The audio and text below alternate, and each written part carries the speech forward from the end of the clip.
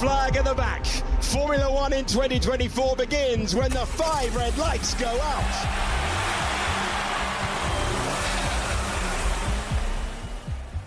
The 2024 season was a roller coaster for Alpine, a story of chaos, crisis, and ultimately, redemption. Behind the scenes, the team faced relentless upheaval. Their third team principal in 18 months, the shocking decision to abandon their Renault power unit from 2026, and in June, a seismic return. Flavio Briatore, the legendary 74-year-old former boss who delivered titles with Schumacher and Alonso, brought back as executive advisor to tear down and rebuild the entire operation. This is how it unfolded. If I want to come back, I come back tomorrow morning. I don't want that because I was one of the best. Historically, when you're talking about the principle of Formula One, the first guy make Formula One different was me. I won the race for 3 different teams. I won more Monte Carlo than not anybody. I doing what? March, Bahrain, season opener. Both Alpine cars start at the back of the grid. It is a tale of woe for the French manufacturer at the moment. 2 race-winning Grand Prix drivers. The drivers aren't in question, but they are trying to hustle a car around a circuit that does not have the performance. It's a sorry state of affairs for Alpine. When the checkered flag falls, Pierre Gasly and Esteban Ocon finish 17th and 18th, dead last among finishers. The gap to the front is daunting. Alpine is in crisis. By May, things get worse. Monaco, lap 1. What did he do? The old car is damaged now. 2 Alpines get into each other. Gosh, Gasly's been wrong-footed, hasn't he? The 2 childhood rivals collide on track, their complicated relationship spilling over. Ocon clips Gasly, sending the sister car airborne. He earns a 5-place grid penalty. The fallout is immediate and brutal. Ocon faces a wave of online abuse. Days later, the bombshell. Did you talk to Flavio after? I don't want to go into details too much. I think I'm good, mate, not to waste time on that. And don't be a spoiled brat, you know what I mean? If you don't perform, you're out. Simple as that. Esteban Ocon will leave Alpine at season's end. 5 years together, their first ever Grand Prix win together in Hungary, gone. Sources say the decision had been brewing for months, but Monaco didn't help. Team principal Bruno Famin confirms they'll part ways, thanking Ocon for memorable moments but making it clear this partnership is over. Alpine sits P9 in the Constructors Championship with just 5 points. Obviously, we started last and got into the points with both cars, which is amazing for the team. But I did my part of the job. Being a team player, being the nice guy. Being too nice is not the right attitude to have in Formula One. But I show that I'm a team player, and that's what matters. Briatore's mandate becomes clear. He's tasked with scouting top talent, finding Ocon's replacement, and restructuring everything. The foundation isn't just cracking; it's being demolished and rebuilt mid-season. July, the restructuring continues. Team principal Bruno Famin steps down. Enter Oliver Oakes. At 36, one of the youngest team principals in Formula One history, working alongside Briatore. He speaks of bringing stability to the chaos. I'm Ollie, team principal of the Alpine Formula One team. We know we've got a lot of work to do. We're not where we want to be. Have a bit of patience with us, and hopefully we can make you proud the next year or 2. Can they turn this ship around? Early signs emerge. Canada and Spain bring double points finishes. The car is finally improving. November, Sao Paulo. Torrential rain, treacherous conditions, and somehow Esteban Ocon leads the Grand Prix. He battles Max Verstappen for the win. The world champion passes him, but Ocon holds on for second. His best finish since Hungary 2021. Behind him, Pierre Gasly takes third. A double podium. The qualifying was incredible, but today we are leading the race. We haven't been further up than P10 this year. Against all odds, no one would have believed that 2 Alpines even one Alpine can make it on the podium this year, and we made it too. The single result rockets Alpine from P9 to P6 in the championship. By season's end in Abu Dhabi, Alpine holds on to P6. Rookie Jack Doohan replaces Ocon. Now I want you to be one of the racing drivers of Alpine. The future of the Jack, I control you every millimeter. Pierre Gasly reflects on the transformation, saying it gives him confidence for next season, from last place in Bahrain to 6th overall, from chaos to hope. Alpine, I promise you, Alpine give me 2 years. In 2 years' time, we see the podium. 2027, we have a podium. Sometimes redemption comes from the most unlikely places.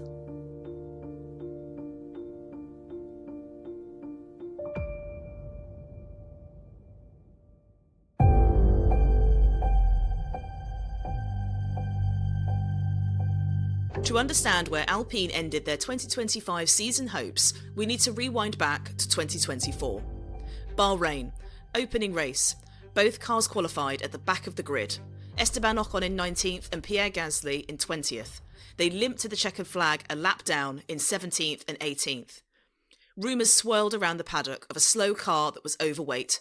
There was speculation that Alpine's weight troubles came from a failed crash test, with the team having to reinforce the bodywork after the car failed the lateral load tests of the monocoque.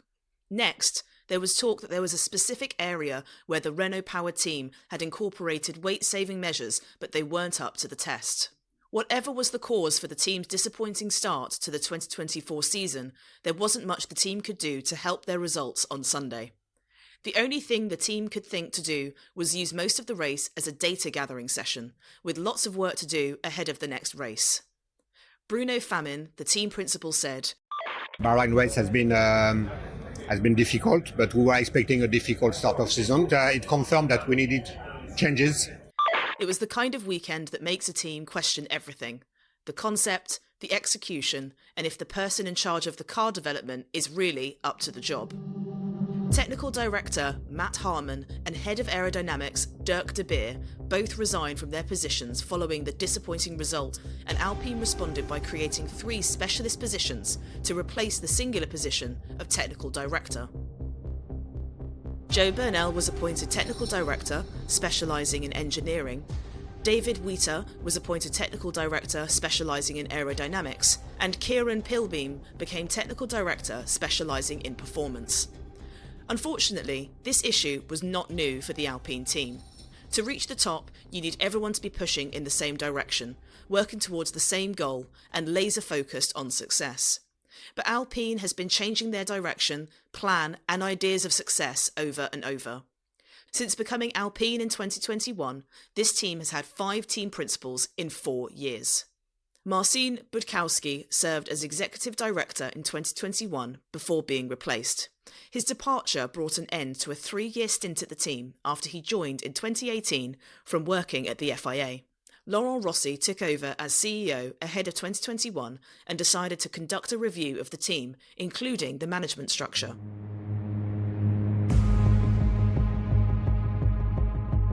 Then came Otmar Zafnar in 2022, who was recruited from Aston Martin with a reputation for stability. He lasted 18 months before suddenly being dismissed in the middle of 2023 alongside long-time sports director Alan Permain. Otmar initially showed promise in his new role, and the team managed to finish 4th in the Constructors Championship in his first year as team principal. However, Otmar clashed with Alpine's management over corporate culture and claimed he was asked to dismiss long-serving staff members who were performing well, which he refused to do, believing it would send the wrong message to the team. There were suggestions that I needed to change the corporate culture in a way that I didn't think was the right way to do it. You know, I know how to change corporate culture into a culture that has a winning mentality, psychological safety, everything that I talked about, which is I was on my way of doing. They wanted a corporate culture change in a different manner, you know, to get rid of some people that were doing a good job that have been there for a long time. And my thought was, well, if you get rid of people that do a good job, then the message you send is do a good job, get fired. Despite working on technical improvements, the most notable of which was lobbying the FIA for power unit equalisation to close a significant performance gap, as he continued to try and build the team towards the goal of being a top 3 team in the future. Instability won out, and both Otmar and Allen were dismissed immediately after the 2023 Belgian Grand Prix. In came Bruno Famin, who was promoted from his role running the Viry engine facility. But Bruno was also Alpine's vice president of motorsports, which meant he was trying to manage both the F1 team and the broader racing programme at the same time. Bruno stepped down at the end of August 2024 and only lasts just over a year when his exit overlapped with Renault's strategic decision to end its F1 engine programme and shift their focus to the Viry-Châtillon facility. While Alpine began negotiations for a customer engine deal with Mercedes from 2026, the timing aligned with the arrival of Flavio Briatore as executive advisor. And Flavio, with his experience, 40 years experience in Formula One, incredible fighting spirit. I think he can bring a lot to as an advisor to the team to push us to go better and faster, and this is what we want to do. Bruno insisted there was no conflict with Flavio, but his departure came as Alpine struggled in 8th place in the constructors' standings and the team faced yet another leadership restructure. Flavio's role was described as scouting top talents, providing insights on the driver market, challenging the existing project by assessing the current structure, and advising on strategic matters within the sport. But Flavio is a formidable leader, and it seemed as though he was overseeing a lot more than Alpine first indicated.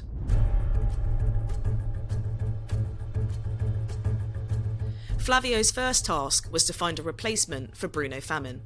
He appointed 36-year-old Oliver Oakes, the founder of the high-tech F2 and F3 teams, who had previously raced in Formula Renault and GP3. High-tech GP compete in multiple junior categories and have been integral in helping several young drivers make their way through the motorsport ladder to Formula One. Oliver only took over the team in July 2024, a month after Flavio returned from a long spell away from F1 to an advisor role. The last time Flavio was running the team, he was caught in the Crashgate scandal and taken to court. Ollie and Flavio were running the ship that saw the team enjoy a strong end to the season. The team were able to lift themselves to 6th in the Constructors Championship in a tight battle against Haas. But chaos wasn't far away, and at the start of the 2025 Miami Grand Prix weekend, Ollie's brother William was arrested with a large amount of money and charged with transferring criminal property. William was a director at High Tech GP and co-owned the team with his brother Ollie. He was arrested on May 1st and charged with transferring criminal property after being found in possession of a large amount of cash. William has pleaded not guilty to charges and his trial is set for April 2027. Ollie stepped down from his role as team principal, citing personal reasons, and reportedly flew to Dubai immediately after the Miami Grand Prix. That brings us to number 5, Flavio Briatore. Flavio stepped up and was effectively running the team day to day after Ollie's shock resignation. This wasn't a daunting task for Flavio, as he's no stranger to success with the Enstone team. He has overseen multiple world titles for Benetton in the 1990s and Renault in the mid-2000s. But the team was facing a very different reality from the last time he was involved.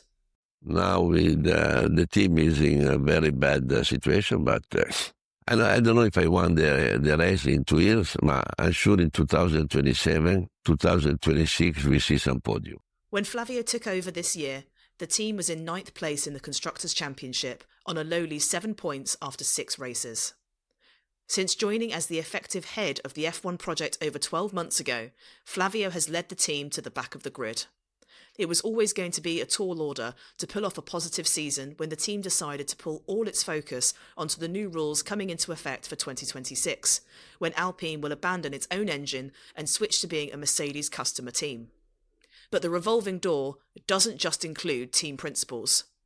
Laurent Rossi, Alpine's CEO, was shuffled out of the F1 project, but not before publicly blasting the team during the 2023 Miami Grand Prix.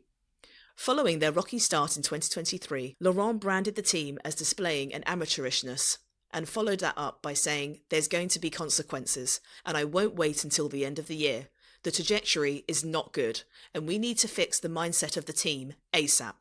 Otmar, who was the team principal at the time, spoke to the media and tried to soothe the very public scathing, saying, "We underperformed in Baku. The drivers ran into each other in Australia. I think the first race we had a myriad of penalties, starting with Esteban being out of his place, so it hasn't been a smooth start to the season. Reading something like that in the paper puts no more pressure on. Everyone wants to do well here. They're very well experienced technicians, engineers at the highest level, and we put pressure on ourselves. We just have to fix it." Next, Alpine's Chief Technical Officer Pat Fry resigned in 2023. Then Technical Director Matt Harmon left in 2024. Each departure created a vacuum. Each vacuum got filled by somebody new.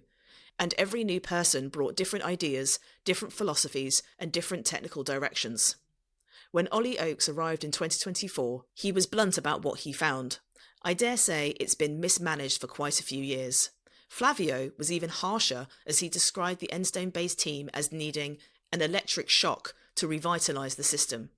Ollie called Flavio a tornado, someone who comes in, shakes everything up and forces change. But here's the problem with tornadoes. They leave destruction in their wake. And when you change leadership every 6 to 18 months, you never give any vision time to actually develop. You're constantly starting over. Flavio himself admitted this. In that same 2024 interview, he said, "Some things are very clear. It will take time. 2027 is our target to be competitive. 2027, not 2025, not even 2026. 3 years away, because that's how long it takes to rebuild something that's been mismanaged so badly." So when the 2025 season started, Alpine wasn't just fighting other teams. They were fighting their own history of instability, poor decisions, and a workforce that had been through 5 different leaders in 4 years, each with a different plan. This picture was on full display at the 2025 car launch at the F1 75 live event at the O2 Arena in February 2025. Ollie Oakes was joined by Flavio Briatore, who was supporting the team in an executive advisor role, and CEO of Renault, Luca Di Meo. Also on stage were a handful of drivers. Pierre Gasly was paired with new rookie teammate Jack Doohan, and then they were accompanied by a trio of reserve drivers. Fresh from half a year at Williams, Franco Colapinto was joined by Paul Aron and Ryo Hirakawa. But from Alpine's lineup, there was one signing that caused a stir before the season had even got underway. Alpine's decision to sign Franco Colapinto in January from Williams as a reserve driver sparked rumours that he would be first in line if Jack Doohan was going to be replaced. Franco quickly attracted eyes on him up and down the paddock when he competed in 9 races for Williams in 2024 after Logan Sargent lost his seat. He managed to score points on his second outing in Baku, finishing 8th. But as it can usually go with rookies, his mistakes and crashes began to tip the scale out of his favour as the pressure ramped up for Franco. Early interest from the top teams faded as mistakes began to creep in, and he suffered 4 crashes over the course of 4 races, which had a huge impact on Williams' cost cap.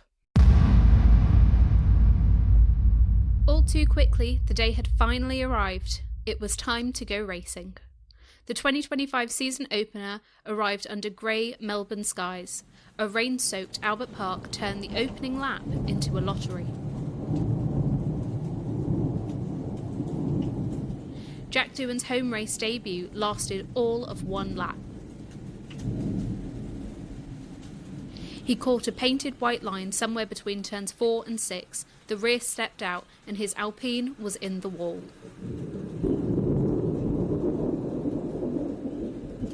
One of 6 rookies on the grid and only 2 would see the checkered flag. The conditions were brutal even for the seasoned pros, and by the end only 14 drivers completed the race. Pierre Gasly, starting 9th, survived the chaos. He kept his head down, stayed out of the walls and ran in the points. For a team that had scored just 7 points in the first 6 races of their previous year, this felt like progress. Then came the gamble. Rain was sweeping in from Port Phillip Bay. The radar showed it clearly. Most of the leaders pitted for intermediate tyres. Pierre stayed out on slicks, dancing through the storm, climbing as high as 3rd as cars spun off around him. It was brilliant. Until it wasn't. The safety car came out. Pierre had to pit. And he dropped to 11th, recovering to 8th when others stopped ahead of him. 6 laps to the flag. 6 laps to score Alpine's first points of the season. On lap 54, turn 1, Pierre made a mistake, hitting a puddle on the exit. The car twitched and nearly spun, but he saved it, while losing momentum. Both Ferraris went past, then Oscar Piastri's McLaren.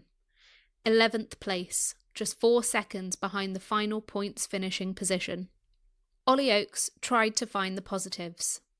There were a lot of things we did right in Australia, he said. But the reality was simple. They'd been running in the points, they'd had a shot at a strong result, and they'd left with nothing.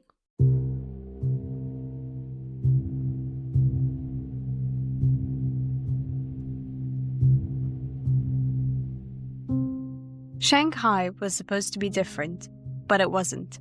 Both cars were eliminated in SQ1 for the sprint. Pierre started the sprint from 17th and fought his way to 12th, gaining 5 positions through tyre management and smart racecraft. Jack took a 10-second penalty after contact with Gabriel Bortoleto on the last lap. Sunday's Grand Prix brought more of the same frustration. Pierre made another strong start, gaining 3 places on lap 1. By lap 37, he was running in the points again, but he couldn't hold off rookie Behrman in the Haas, who was lapping on fresher mediums. Pierre finished in 11th, 1 place outside the points again. Then came the post-race technical check. Pierre's car weighed 800 kilograms, legal, but after the mandatory fuel drain it dropped to 799 kilograms, 1 kilogram under the minimum weight limit. He faced disqualification under Article 4.1 of the technical regulations. Jack, meanwhile, battled Isaac Hadjar for 20 laps, defending 14th place. But then, he locked up at the hairpin and ran Hadjar off track. Another 10-second penalty. 2 point scoring opportunities, but 0 on the board. Oliver Oakes still tried to stay measured. "We need to understand why we weren't as competitive at this track," he said. But the pattern was becoming clear. Alpine could get themselves into positions to score. They just couldn't finish the job. Back to where it all went wrong 12 months earlier. Bahrain. The scene of Alpine's 2024 nightmare. Both cars at the back, a lap down, 17th and 18th. This time was different. Pierre Gasly qualified 5th on the grid. That was amazing. You could hear the relief, the vindication, the sheer disbelief that they'd gone from the back of the grid to the second row in 12 months. Further good news followed. A grid penalty for the Mercedes promoted Pierre to P4. And then came the race on Sunday. Pierre held his position at the start, then spent the opening stint closing in on the Ferrari ahead. On lap 9, Max Verstappen tried to pass him at turn 1. Pierre gave the position up, then immediately took it back before turn 2. They pitted on lap 28 for hard tyres. Both Pierre and Jack were running in the top 10. Then 2 laps later, the safety car came out.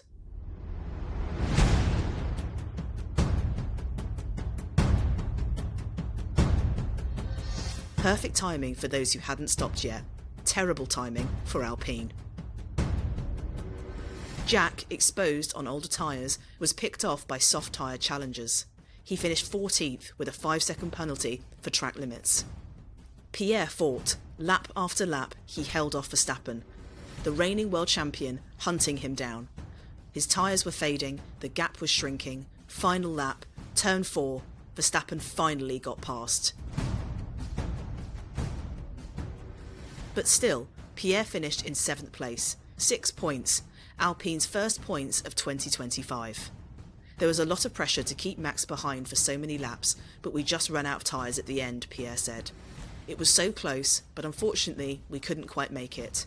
At the same time, I think it just shows how good our weekend has been as we are fighting these guys. 6 points, joint last in the Constructors Championship with Sauber. But it was something. After Australia and China, after the disqualification and the penalties and the near misses, Alpine had finally scored. The question now was whether they could keep it going. Race 5 took us to Saudi Arabia, where Jeddah started promisingly. Pierre qualified 9th and looked competitive all weekend. Then, on the opening lap, Yuki Tsunoda understeered into him at turn 4. Pierre's car went straight into the wall, and after scoring the first points for Alpine just 1 week earlier, he was out of the Grand Prix. Jack finished 17th after a failed strategic gamble.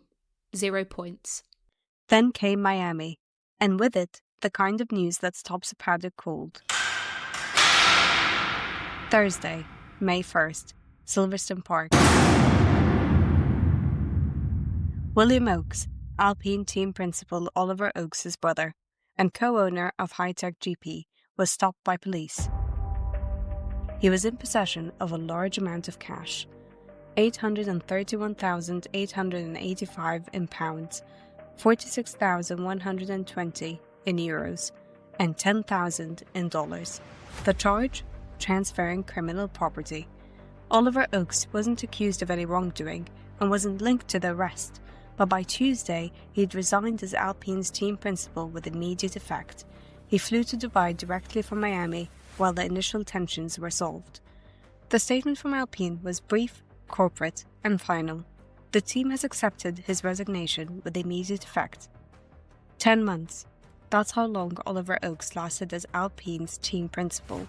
10 months since he arrived as the fresh-faced founder of High-Tech, the man who helped guide George Russell, Jack Doohan, and Liam Lawson through the junior categories. 10 months since he'd been brought in to stabilise a team that desperately needed stability. Now, he was gone. And once again, Flavio Briatore stepped into the void. This was the 5th team principal change in 4 years. Look up and down the grid and you could see clear long-term strategies. Red Bull, Mercedes, McLaren, Ferrari, all building toward titles. Midfield teams like Williams, Aston Martin, Haas, trajectories pointing upward. Even Sauber had a plan for their future as Audi. The Alpine? There was no plan.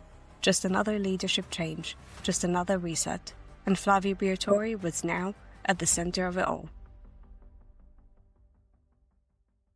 The chaos off track didn't stop the racing. Miami sprint qualifying, Pierre P13, Jack P17. Then an unexpected storm hit, delaying the sprint by half an hour as standing water was cleared from the circuit. When racing finally resumed, the track dried rapidly. Pierre pitted for slicks and crossed the line outside of the points. Then came the post-race penalties, 3 of them, shuffling the order. Haas released Oliver Bearman unsafely into Nico Hülkenberg's path, 5-second time penalty. Alex Albon failed to stay above the minimum time under the safety car, demoted to P11. Liam Lawson collided with Fernando Alonso, 5-second time penalty. These penalties promoted Pierre to 8th, 1 point for Alpine. Sunday's Grand Prix brought no such luck. Pierre, who was unhappy with the car in qualifying, started from the pit lane after the team made setup changes. He finished P13. Jack's race ended on the opening lap after contact with Lawson at turn 1. Ollie Oakes, still team principal at the time, summed it up. We leave Miami disappointed where ultimately we lacked performance to be competitive enough to fight for points. 1 point from the sprint, 9th in the Constructors Championship, 1 point ahead of Sauber. Alpine had survived Miami, but Jack Doohan's dream was dying. He just didn't know it yet. 6 races into his rookie season. Home Grand Prix crash, China penalties, Miami contact with Liam Lawson, out on lap 1 again. The rumours had been swirling since Miami, the paddock whispers, the knowing looks. Alpine was considering a change. This could be Jack's last race in the car. After Jack climbed out of his damaged Alpine in Florida, Briatore delivered the news. You're benched. 5 races, we're giving Franco Colapinto a chance to prove himself. The Argentine reserve driver who'd impressed everyone at Williams in 2024, scoring points on his second outing in Baku after replacing Logan Sargent mid-season. The hot property who'd attracted interest from Red Bull and Alpine before the crashes and repair bills mounted in the final rounds. The driver Flavio had signed in January as insurance. Now he's getting Jack's seat, starting from Imola. Jack's statement was measured, professional, and devastated. He said, I'm very proud to have achieved my lifelong ambition to be a professional Formula 1 driver, and I will forever be grateful to the team for helping me achieve this dream. Obviously, this latest chapter is a tough one for me to take because, as a professional driver, naturally I want to be racing. Flavio was more direct. He said, "I believe at one point with Jack it was very difficult, and it was difficult for Jack as well. I believe at one point Jack needed a break from thinking about it." Then he added, "I feel sorry as well for Jack. He put everything together to be an F1 driver. Sorry, but not sorry enough to give him more time." Alpine's press release said Jack would be the first choice reserve driver during Franco's stint, but when asked if it would only be 5 races, Flavio's answer was telling. He said, "No, Franco is in the car. The team decides if it's race by race or the whole season. And the criteria? The performance. It's only the performance. We need 2 cars because it's very tight with every team." Then came the real message. He said, "Franco will race as much as needed. I read somewhere that he'll have 5 races, but no, there's no set limit. He needs to be fast, not crash and score points. I am only asking him these 3 things. If he does them well, he will drive forever. Be fast, don't crash, score points. 3 things Jack Doohan hadn't managed to do consistently in 6 races. 3 things that had cost him his seat. 3 things that, if Franco could deliver them, would end Jack's F1 career before it had really begun. 6 races. That's all Jack got. 6 races to prove himself in a car that had been overweight in 2024, in a team that had cycled through personnel and management, in an organisation that couldn't figure out its own direction. Imola is historic, unforgiving, and soaked in decades of racing history. This was where Franco would prove himself, where he'd show Flavio Briatore he could be fast, not crash, and score points. What ended up happening for Franco? During his first qualifying session with Alpine, he crashed, got checked by doctors, and got penalised by the stewards. Q1 was already chaotic. Yuki Tsunoda had rolled through the Villeneuve chicane, triggering a red flag. The session restarted. Franco was on his final flying lap and was pushing to escape elimination. As he exited out of Tamburello, he dipped his wheels onto the grass, the rear stepped out, he spun into the gravel trap and hit the barriers head-on. Red flag. Again. The damage to his car left Franco unable to record a lap time in Q2, and coupled with a 1-place penalty for a red flag breach, he dropped down to 16th on the grid for Sunday's race. During the red flag confusion, Alpine had released Franco into the pit lane before the session had officially restarted. Grid penalty, he'd start 16th. Sunday's race brought little reprieve for Alpine. Franco started in 16th and ended up finishing in 16th. Pierre Gasly was able to qualify in 10th, but a gamble on an early pit stop for Pierre after he ran wide and bounced through the gravel trap didn't pay off. He dropped from 9th down to 14th. From there on, he did his best to recover, but did not get near the points again and could only manage 13th. 0 points, again. Franco had survived his first weekend, but Flavio's criteria echoed in everyone's mind. Be fast, not crash, and score points. 1 out of 3 wasn't going to be good enough. Franco's Imola crash didn't just damage his Alpine, it triggered something far uglier. Within hours of qualifying, the abuse started. Targeted, vicious, relentless. Jack Doohan's phone lit up. His family's phones lit up. The messages just kept coming. This wasn't normal criticism. This wasn't just fans being disappointed. This was harassment, and it was aimed at the wrong people. Monday, May 12th, Jack posted to Instagram 2 screenshots, 2 examples of the false information circulating online portraying him and his family in a negative light. The worst part? It was a fake post. A Formula 1 parody account called Formula Fakers had created a fabricated Instagram image. They made it look like it came from Jack's father, Mick Doohan, who is a 5-time MotoGP world champion. The fake image showed Franco's wrecked Alpine from Imola. The caption read, "Very impressive," followed by laughing emojis. It was made to look as if Mick was mocking Franco's crash, and it was completely fake.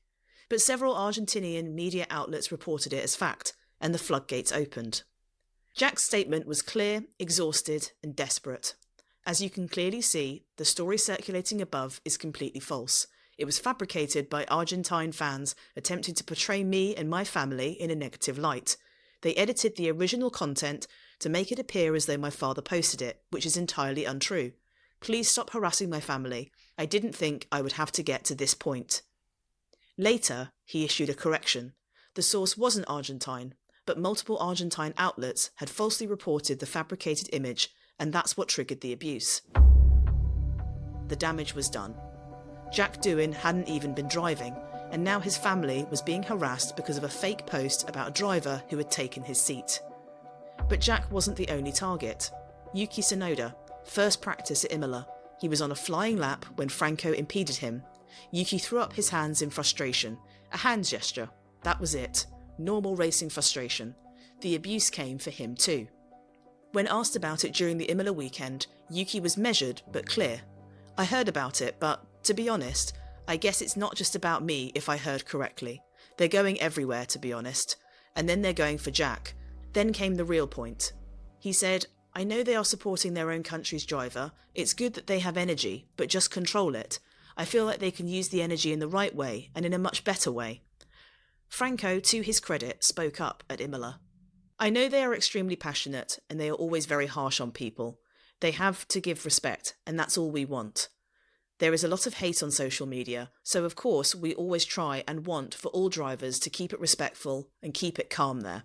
But by then, the story had already spiralled. The FIA president, Mohammed Ben Sulayem, weighed in the same day. Motorsport is built on competition, passion, commitment, and every race driver takes to the track representing these values. The passion and excitement that we feel for our sport should unite us and never be twisted into abuse or hate. The irony was brutal. Alpine had benched Jack to reduce pressure, to give Franco a chance. Instead, they'd created a ticking time bomb and asked Franco to hold it, and when he crashed at Imola, it exploded. Not all of Alpine's woes were coming from their drivers. The Alpine A525 had serious fundamental problems, and the strange part was that Alpine wasn't planning to fix any of them. To understand why Alpine finished dead last in 2025, you need to understand the decision made at the end of 2024. A gamble, an all-or-nothing bet on the future that meant sacrificing the present. The 2024 car had been a disaster. We knew it wasn't a great car. It was a very bad car, to be fair. At some point we just were, okay, let's give it a go at every single point. Opportunities can arise and all the people actively working, at the factory, on the track, we made the difference at the time that it mattered last year. The team only salvaged 6th in the championship off the back of a sensational surprise double podium in Brazil. They'd made genuine aerodynamic progress in the second half of the year, but the fundamental limitations remained. So Alpine had a choice: try to fix the 2025 car or go all in for 2026. They chose 2026. Our strategy in 25 was essentially we want to invest as much as possible as early as possible on the 2026 car, explained technical director David Sanchez. He continues, so the strategy was for the car launch, we do one aero package and that's it. We stopped there. It means by middle to late January, everything is done and dusted. Middle to late January. That's when Alpine stopped developing their 2025 car.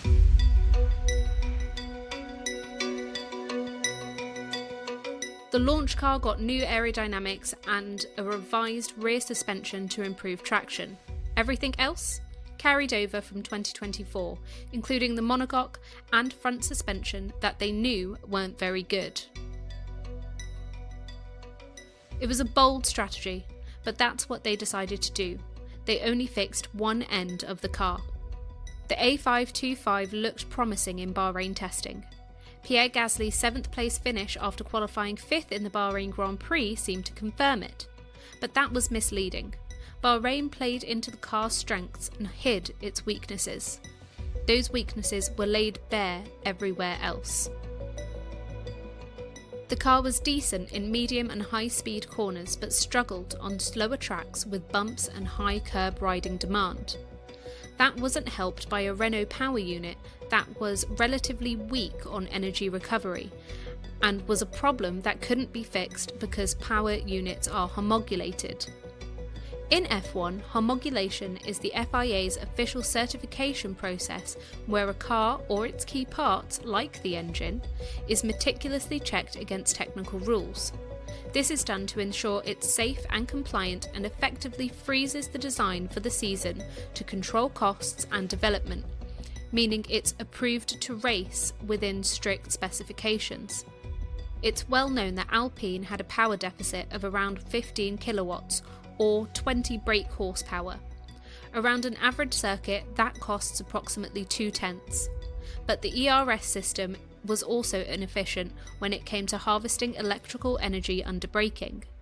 The battery charged at a slower rate, and while that could be mitigated in qualifying, it cost performance in race stints. That's why Alpine was eagerly anticipating the switch to Mercedes customer engines for 2026. This makes sense as Mercedes is the manufacturer who stole a march on the competition at the start of the turbo hybrid power unit era and have been heavily tipped to come up with another competitive design this time around. I think you could see at the moment the Mercedes powertrain in particular is in the back of a customer that is fighting for the World Championship.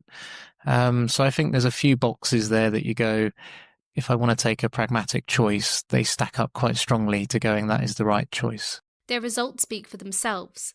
Mercedes won 8 consecutive team championships between 2014 and 2021 and powered McLaren to the last 2 titles, as well as claiming 6 drivers' crowns with Lewis Hamilton, and helped power Lando Norris to his maiden championship in 2025. But for this year, Alpine were stuck with what they had. David Sanchez says, "We were a bit on the back foot with our power unit, especially on high-energy tracks, which made our life difficult. Then, as teams developed, probably far more than we would have expected, we gradually fell back. Everyone else up and down the grid had caught up to similar concepts which exposed how flawed Alpine's execution was.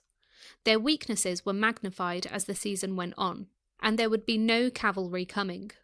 A single upgrade package arrived at the Spanish Grand Prix, the fruit of work done before January. After that, nothing. While Haas brought upgrades to Austin, while Red Bull kept developing, Alpine made the best of what they had. They'd written off 2025, completely. The logic was sound, even if the reality was brutal. Every team focused on 2026 to some extent, but Alpine went further than anybody.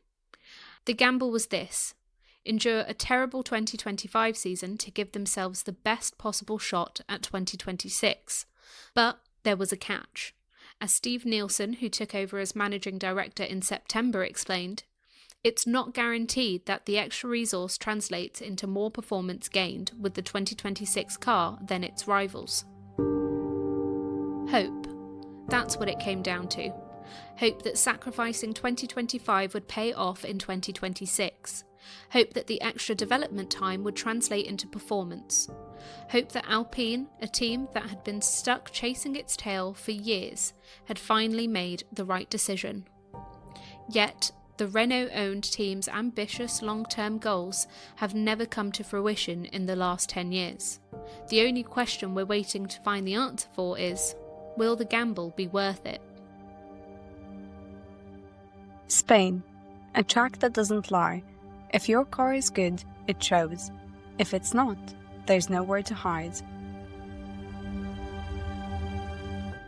Friday practice brought unexpected hope.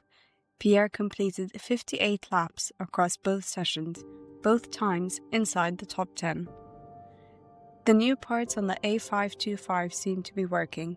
Pierre was pleased with the car's performance. For a team stuck at the back, this was progress. Franco struggled. The car's balance wasn't there. He couldn't find the rhythm across Friday's sessions. Qualifying arrived, and Pierre made it through to Q3 with room to spare. 8th on the grid. The team had tried some setup changes on Saturday morning, then reverted back. The decision paid off. At a circuit known for exposing every flaw in a car, 8th place felt like vindication. Franco's qualifying didn't go as planned. During his final Q1 run, a technical issue forced him to stop on track. The car was recovered. The team diagnosed a driveline problem. The gearbox was replaced ahead of Sunday's race day. Pierre held 8th through the first lap. He pitted early on lap 10. Used softs for used softs. A slick 2.4-second stop kept him ahead of Nico Hülkenberg's Sauber. Franco avoided the turn 1 chaos and stepped for new mediums on lap 14.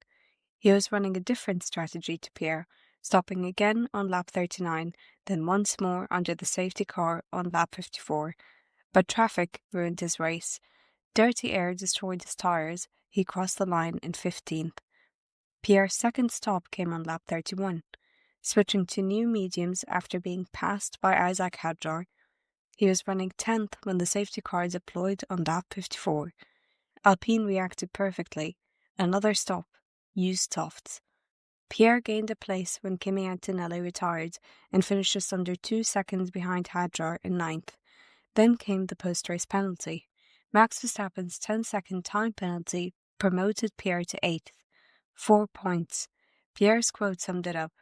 He said, "It was quite tough out there. I think generally on Sunday we struggle a bit more, so we got to work on, tire deg and race pace. But I'm pleased in quali, managed to do a very strong qualifying, and I think it was the key to really stay in that top 10. 4 points in the bag, a solid result. But Sauber scored 10 points in Barcelona. Alpine dropped to last in the Constructors Championship. The 2026 gamble was costing them everything.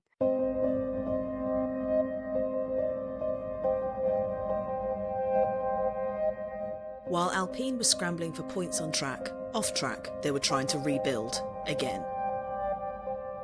Alpine welcomed the return of Steve Nielsen to Enstone. He joined as managing director, overseeing the day-to-day running of the team. Steve had history with the team. He'd been sporting director during the championship-winning years in 2005 and 2006, when Renault was dominant.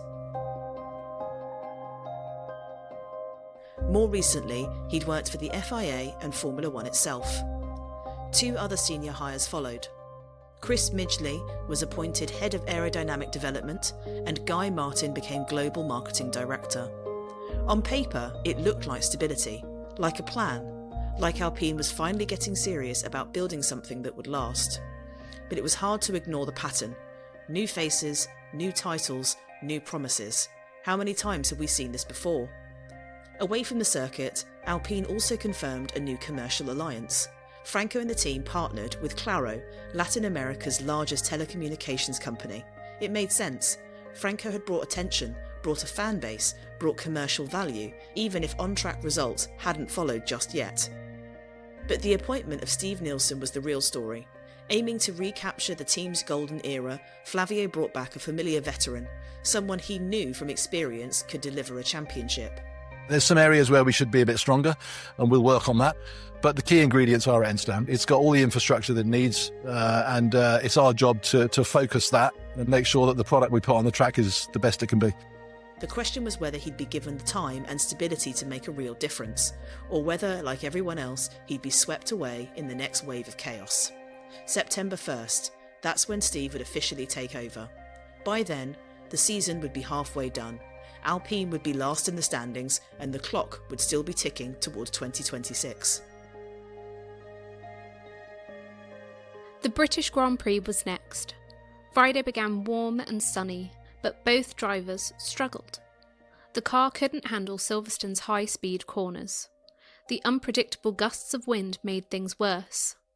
Franco reported the car felt stronger in some sections than others. Inconsistent, unpredictable. Saturday brought cooler temperatures, cloud cover, and drizzle. Not enough to wet the track, just enough to make life difficult. Franco was pushing hard in Q1, but he ran wide over the curb. The car spun through the gravel and tapped the wall lightly. He emerged from the dust cloud, but the vibrations were severe. He parked the car. Last place on the grid. Alpine took the opportunity to change power unit components under parc fermé conditions. Franco would start from the pit lane. But after the formation lap, he returned to the pits. a driveline issue, the same problem that had plagued him before. He wouldn't take the start. Franco's British Grand Prix was over before it began. Pierre, meanwhile, delivered. Despite struggling across all 3 practice sessions, he did brilliantly in qualifying. 2 perfect final laps in Q1 and Q2, through to Q3, 10th on the grid. Then the penalties came. Kimi Antonelli had a 3-place grid drop carried over from Austria after taking Verstappen out at the start. Ollie Behrman received a 10-place penalty for a red flag infringement in final practice. Pierre was promoted to 8th. Then came race day. Gloomy skies. The formation lap revealed a mostly dry track, but the final sector was soaked. Alpine chose intermediate tyres. Pierre made a brilliant getaway and moved up to 5th. George Russell and Charles Leclerc had gambled on slicks after the formation lap. Pierre capitalised, passing Fernando Alonso and Lewis Hamilton as the first virtual safety car was deployed. And then came the rain. On lap 11, Alpine brought Pierre in for fresh intermediates. The safety car was deployed immediately after. Pierre was running 6th, then 5th, after Max Verstappen spun at Stowe on the restart. A battle with Hamilton followed. George Russell's Mercedes hunted from behind. The pit wall monitored the crossover to slicks carefully. Lap 41, fresh medium tyres. The stop cost Pierre a position to Verstappen, who was recovering through the field. Final lap, a few corners from the checkered flag, hanger straight. Pierre passed Lance Stroll into Stowe. 6th place, 8 points. Pierre's reaction said it all. Well done, that's P6. Yes. So happy for you guys. Very good job, always P6. What can I ask more? Very good job, especially after the pre-practices, after Friday. I would have. Grazie, Flavio. Pierre had delivered when it mattered. But the Constructors Championship told a different story. Nico Hülkenberg stepped onto the podium for Sauber. Alpine remained in last place, now 22 points behind.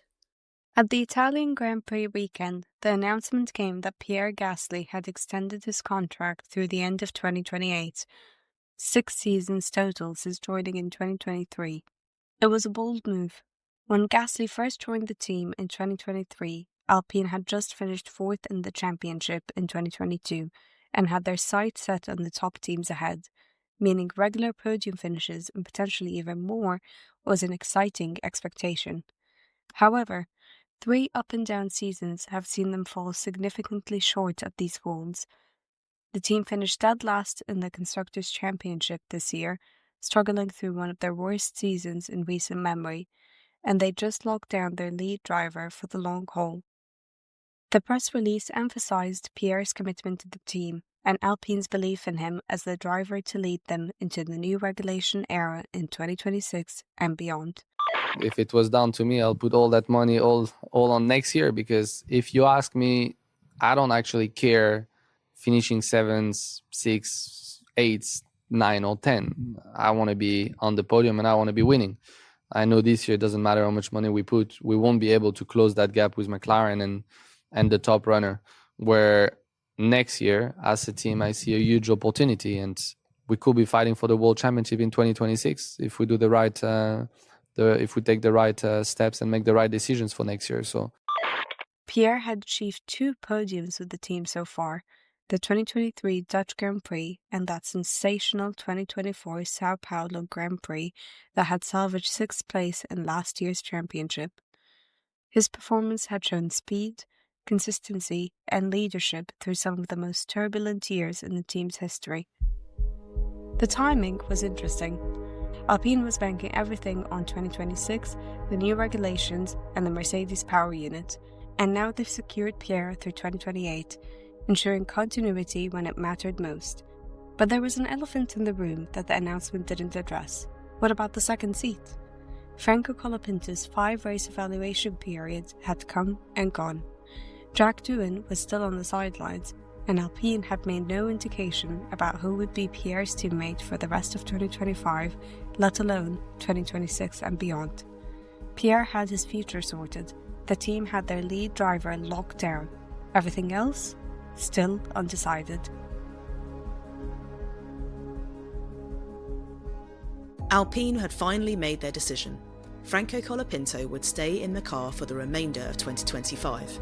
And more than that, he'd been signed for 2026 as well, a multi-year deal alongside Pierre Gasly. The press release tried to sound confident, strategic, like this had been the plan all along. Franco has shown tremendous potential during his time with the team, read the statement. His performances have demonstrated the speed and racecraft we believe will be essential as we enter the new regulatory era in 2026.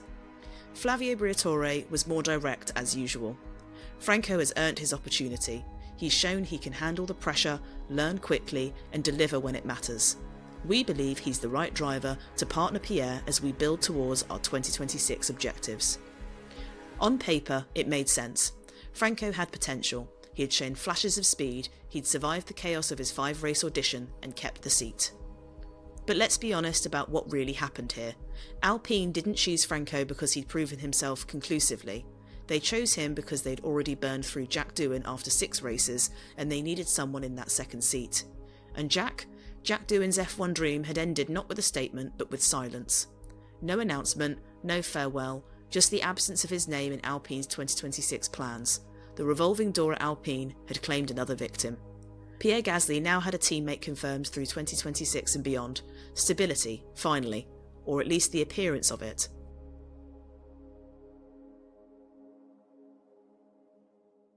Brazil, Las Vegas, Qatar. The pattern continued.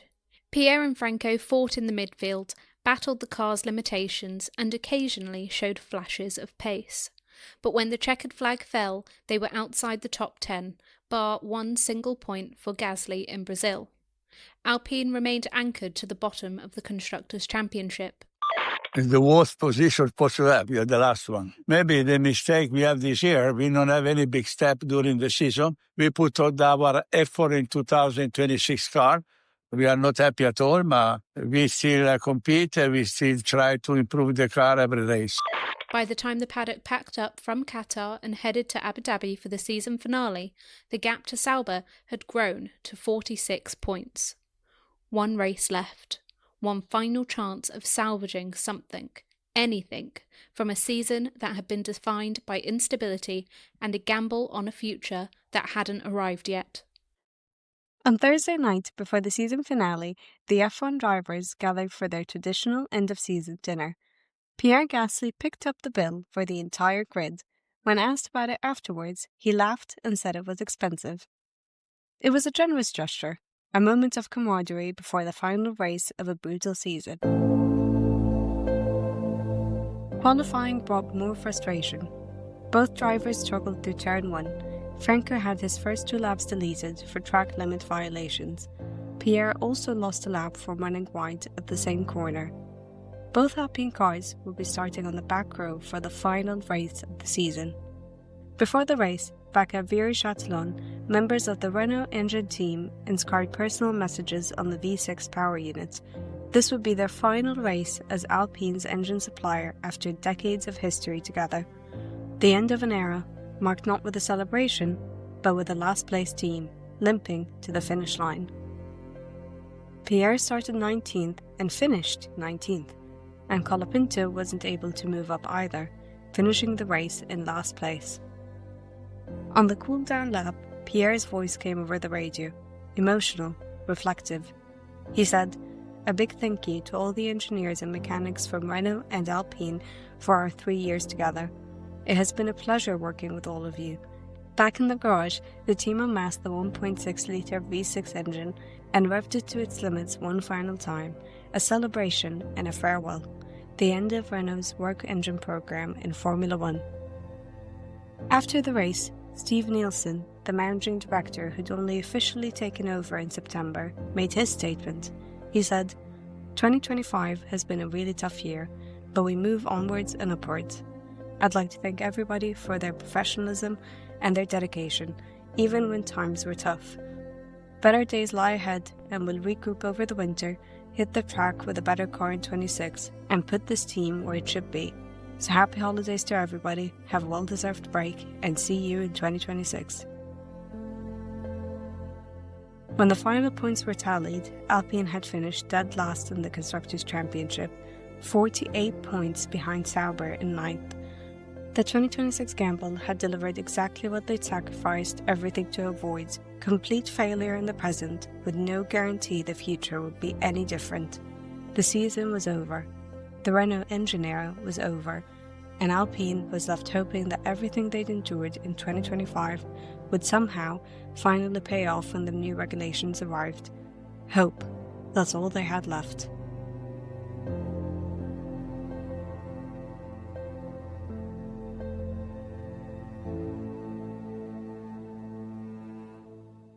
So that was Alpine's 2025, a season that ended with them dead last in the Constructors' Championship for the first time in the team's history. 1 point scoring finish in the final 11 races. But here's the thing. Was it actually a calculated sacrifice? Let's talk about what comes next. So Alpine made a decision in late January to completely stop developing the car for 2025. Everything, and I mean everything, went into 2026. Girls, do you think this was the right call? I personally think it was the right call. Yeah? Yeah, I'm actually quite hopeful for Alpine's endeavours in 2026. Although what we've just heard, what the audience has just heard from, is a little bit damning in places. If we look at how McLaren have been able to bounce back from a very, very low period without any hopes of them being able to win a Constructors' Championship or a Drivers' Championship, and look who our current world champion currently is, I think that there is always hope for a team to be able to bounce up the rankings. And realistically, although they've had a lot of instability, the Mercedes 2026 engine is a very exciting prospect. Mercedes know how to make engines, and they showed that when they had a big technical overhaul of the regulations coming into 2014. It was able to propel Lewis Hamilton from having just one championship all the way up to having 7. And also, from Red Bull days, Sebastian Vettel had a Renault-powered engine in the back of his car, which proved to then ail Red Bull until they switched over to Honda. So I do think that having a new engine, having some old-timers in the ideas of the management, I think there's every possibility they could bounce back. They can't get any worse, can they? No, that's true.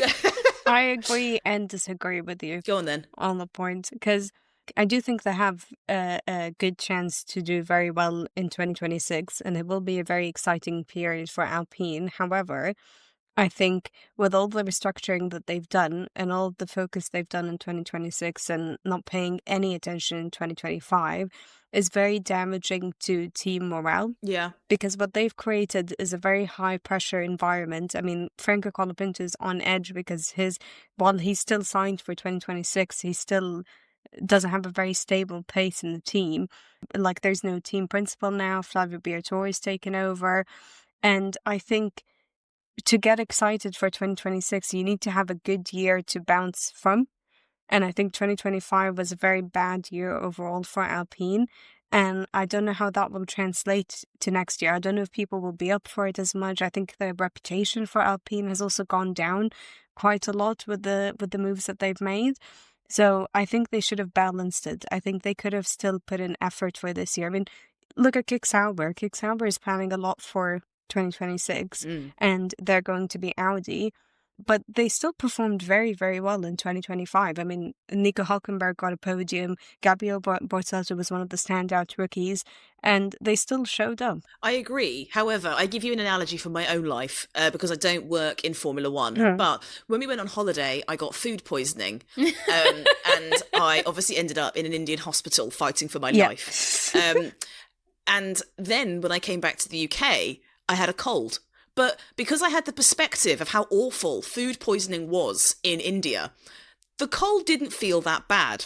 My analogy is that Alpine is me in an Indian hospital throwing up.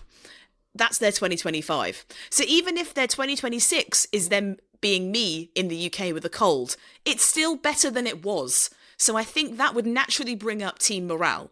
Did you like that analogy? I was going to say, you also get a cold every 2 weeks, so you're also boring. Hey, what are you doing for my immune system now? What the fuck? It's true. I'm not wrong. Wow. You had a congested It'd be the ones that are closest to you. You literally said earlier this week you think you're getting poorly again. No, it was just allergies. I'm okay now. I don't want people thinking I've got the immune system of a 4-year-old. Like, come on, I'm a strong woman here. Wow. Be the ones that are closest to you that bring you down, you know. Damn, Tiana Taylor was right. However, I mean, every single team on the grid has been switching their minds over to 2026. I mean, when we get to Ferrari, that'll be a long episode. When we get to Ferrari, they have done the same thing. You know, everybody is recognizing these regulations are big, but you've got to spend money to make money. Sometimes you've got to go through the pain to get the glory later. And if we think about how much investment somewhere like Aston Martin are putting into their 2026 hopes, I still think that Alpine have got themselves in a very nifty position. I just think that because 2025, the recency bias of their terrible season is here, they're sitting in the sting, but I think soon they're going to be sitting in honey. Yeah, fair enough. Now, Reem, you mentioned in your answer there the organisational challenges that Alpine had, and it was also a very key thread that was running through the whole of our episode, basically. Now, Steve Nielsen came in as managing director in September for Alpine and immediately said that he doesn't believe in 100 race plans or timelines. Do you think that that is refreshingly honest or a worrying lack of ambition? Aye! Ooh. I mean, I don't know. I think it's good to have targets, and I think it also makes you work harder, especially if you have like certain timeline that you're going according to, but not to the point where it ends up wrecking the rest of your team. Yeah. So if you've got like a target that, you know, in 100 races you want to get to, say, I mean, for Alpine, the standard would be that they would get to what, like P5, maybe P4, P5. I don't think they will get to a point where they're going to P1. But say that was their target. If it gets to a really high pressure situation and then they start having to get rid of people, firing people, constantly rotating their drivers, you know, constantly switching their engines, and they lose the passion and the hard work of the team, I think that ends up being a lot more damaging. And it just ends up making it very stressful. And I think like one team you can compare them to is Haas, for example. You know, they had the fight with Haas in 2024. And obviously Haas had a new team principal, which is Ayo Komatsu. And he's created a very positive environment within the team and is very encouraging. And that's why you see people like Oliver Behrman being a standout rookie this season. And even Esteban Ocon in his interviews has said that he just feels a lot more comfortable in the Haas team. And he feels more passionate going into work, more passionate for racing and driving. And I think that positive environment you really can't underestimate, because at the end of the day, that's what's going to get you the results and not just a target that you have to reach no matter what. I can kind of see where you're coming from, but kind of disagree like you with Iz's point on the last question. I mean, I am someone who loves a target. I don't like not having like a clear goal in sight. But I also think one of the main comments that F1 haters always says is, oh, it's just cars going round and round and round on track. And the thing that I always explain is there is so much data and so much strategy, and all of that is the really interesting side of F1. F1 is run on data. Yeah. And with data, you can then see whether your strategy is working. You can see what parts are going well, what parts are not. And if you don't have a goal or something that you're trying to see out of that data, it's just numbers on a spreadsheet for absolutely no reason. Yeah. So if you haven't got a whole, we want to be at this point, what are you doing it for? Yeah. I agree. I mean, I think a good team to also look at from 2025, which shows parallel with Alpine, is Red Bull. Obviously, Christian Horner was sacked. They had to get a new team principal. They've had key personnel leaving. They've had high-profile people like Adrian Newey leave the team and move over to Aston Martin. And it threw a lot of their work on the car and the synergy in that team completely out of the window. And if you think about Alpine, they have had that scenario plaguing them over and over and over for the last few years. And ultimately, it hampered Max Verstappen's ability to bring home the championship this year, as well as points for the constructors. And that's not to outdo any of McLaren's hard work, because they did fantastically. However, I do think they would have had more of a fighting chance if they had more stability. So it does show just how much a lack of a plan can sometimes throw things, and muddy the waters totally. But I do see his point in trying to break free from these endless new plans and saying, if we're all just working to one thing, which is better than we were yesterday and better than we were last year, and just work as hard as you can on this, I can see why maybe he's saying that these people are probably standing in a factory looking at him saying, what's the plan now, boss? What is it? Come on, boss number 55. So I get why he might have stared at them with his wonderful manifesto and said, doesn't matter, just give it a go, guys. Yeah, give it a go. That's all we're asking for. And they're like, oh, all right, we can do that. Cool, back to work. See ya, I'll bring in some biscuits tomorrow. I kind of get it. So to round out this episode, girls, I want us to go around the table and each of us give your prediction for Alpine's 2026 constructor position, a bold prediction about Alpine's season, and your confidence level. So on a scale of 1 to 10, in Alpine's turnaround. Do you think they can do it? What's 1 and what's 10? 1 is you have absolutely no hope. Thank you don't think they're going to score a single point. They're doomed. And 10 is they are going to be the new McLaren. They are going to win constructors. Okay, I'm down for this. Okay, who wants to start with their prediction for Alpine's constructor position next year? I'm going to say 8. 8? Yeah. So the thing I'm saying is that we're going to have Audi on the grid and we're going to have Cadillac on the grid. It's 2 new additions. Obviously, Kick Sauber turning into Audi and Cadillac, the 11th team on the grid, which is very exciting. If we want to be really cynical, maybe those 2 at the bottom, because they are new teams. But then who are you putting behind them? I'm also going to put Haas behind them. Oh, interesting. Okay, 8th. I was actually going to be more optimistic. Oh, yeah? I think 6th. So who are you putting behind them? Well, that's a question. Well, oh God, this is tough. You're right. I don't know. Well, I think Racing Bulls might be behind Alpine next year. Ooh, okay. Because they're going with the Red Bull powertrain engine. And Red Bull have not made engines. Yes, they've been in partnership with Honda, but they are changing hands to just be their own entity for this upcoming season. And I think that's going to be a much harder task than they realise. So that might put them slightly in the bin. Maybe even Red Bull back there as well. I still think that Alpine could do quite well. I think that this first year of new regulations means that it is the greatest equaliser you're ever going to get. Yeah. And if they have been limping to the 2025 finish line and sort of half dead fallen over it and been like, thank God, now we can have the water that is 2026 replenishing us, I think they're going to go all guns blazing. And I think Flavio Briatore is going to have hated sitting here not being competitive. So I think that 2026, I'm going to say 6th. I'm saying it. Damn. Okay, Reem? Okay. I don't know if I'm as optimistic. I'm going to say 9th. Okay. Fair. I'm more aligned with you. Yeah, I'm going to say slight improvement. I think we might see another rotation of drivers for next year. Damn, okay. I don't know if Flavio's going to last as well. I think there might be a twist there. You think Flavio's going to get... No. I think there's going to be a bit of controversy, and I think Flavio might not actually stay for the entirety of 2026. I think he will end up leaving. I think they will make it seem like a retirement, but I think there will be more to the story, considering his history. I mean, he joined when he was 74. He should have already been well into his retirement. So I know, but I think there'll be some sort of controversy there. I would put Haas behind Alpine for next year, and I'd put Cadillac behind because Cadillac's a new team, and I think they will take a while to adjust.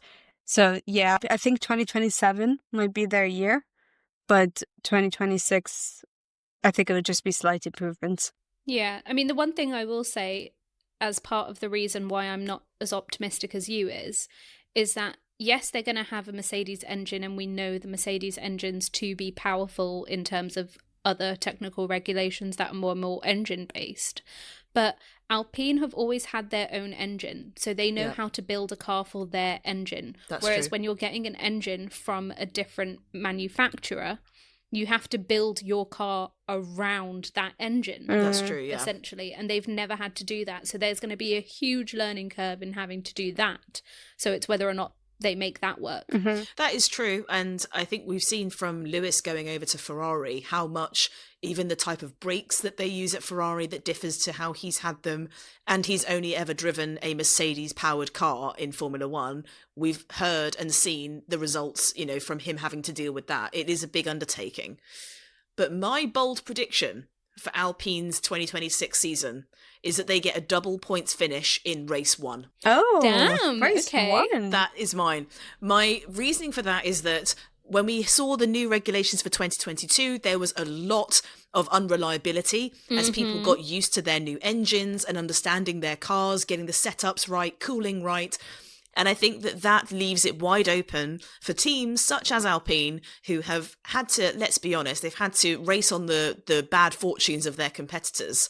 And I think coupled with a better car and an engine that is going to be ready to go, no dust on it, I think that they're going to get a double points finish. I never said a good double points finish. I never said first and second, but a points finish nonetheless. Damn. Okay. I think Pierre Gasly is going to wind up on the podium. Do you? Once. Once and once time. only. Is he going to be on the podium because he's finished on the podium, or he's just going to go and crash the podium because he's so angry about how bad his car is? I think he's a brilliant racer in the wet, and I think global warming is a huge issue, and we're going to see a few more wet races, and Mother Nature is going to give him a helping hand. The question finally Don't gets ask me how answered. many wet races. No, it's the question gets finally answered. Well, however many episodes later. Still can't give you an answer on how many wet races there'll be for next year. But there will I'm be afraid. global warming. No, No, that's yeah, I just reckon there'll be more. That's a completely different question. And finally, what is our confidence level in Alpine's turnaround from 1 to 10? 4. Oh. Mid. Yeah, I was going to say, just less than mid. Just slightly under mid, yeah. I do get that. I understand why that is the case. I think we'll all be watching very carefully and closely for 2026 to see how this all does turn out. I am a fair woman. I'm also lovely to look at. I'm going to give them, just so that you know, I'm going to give you Alpine, I'm going to say 5 out of 10. I feel like if it goes brilliantly, it will go brilliantly. If it goes awfully, it will go awfully. There's literally no in between. So it could go either way. I'm going with 5 down the middle. Mine is a 6. Oh! Because putting them in 10th is actually quite a big improvement from last place this year. And I have big confidence that they will make it at least above of last place. So mine is a 6. Fair enough. Okay. Yeah, I mean, I think they've got a lot of learning to do. Yeah. Yeah, they do. So we'll see how it goes. But diamonds are made under pressure. Mm-hmm. And there's no more higher stakes or more pressure they could be under than for this next year coming up. But they've got the maximum amount of wind tunnel time. They've got not much prize money, but they do have a fresh start. And, you know, you just got to give these people a second chance, see what they can come up with. So that is the end of this first episode in our run through of how the team's seasons have gone. Up next is Kick Sauber, soon to be Audi. Yes, and that will be out with you in a week's time. We really hope you've enjoyed this new format, and if you did, please feel free to share it with a friend who is trying to find out more about F1, who loved the season, who hasn't watched the season.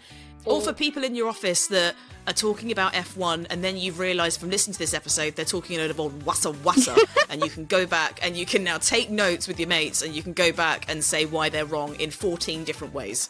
Make sure you follow us on social media. We are on Instagram, X, TikTok and YouTube. And finally, we hope you've had a very, very, very, very, very Merry Christmas.